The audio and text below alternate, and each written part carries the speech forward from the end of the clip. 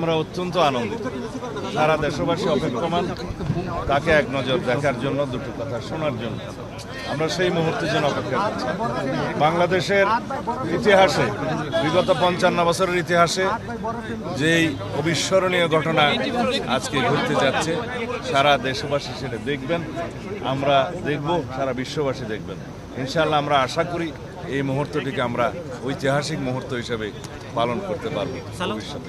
আমরা দীর্ঘ 16-17 বছর অবিরাম সংগ্রাম করেছি, আন্দোলন করেছি গণতন্ত্রের জন্য, ভোটাধিকার ফিরে পাওয়ার জন্য। সেই গণতান্ত্রিক আন্দোলনের সমাপ্তি হয়েছে ছাত্র গণ অভ্যুত্থানের মধ্য দিয়ে। ফ্যাসিবাদের পতন হয়েছে, ফ্যাসিস্ট পালিয়েছে, অবরুদ্ধ গণতন্ত্র অবমুক্ত হয়েছে। আমরা সেই রকম একটি আবহে আজকে একত্রিত হব। বাংলাদেশের এই মুহূর্তটি অবশ্যই অবিস্মরণীয়। বিশ্বের যারা গণতান্ত্রিক বিশ্ব, যারা গণতন্ত্রের জন্য লড়াই সংগ্রাম করেছে, তাদের জন্য এটা একটি উপমা হবে। ধন্যবাদ। তারেক রহমান দেশে ফিরছেন, দেশে এখনো বিভিন্ন ধরনের বিশৃঙ্খলা দেখা যাচ্ছে।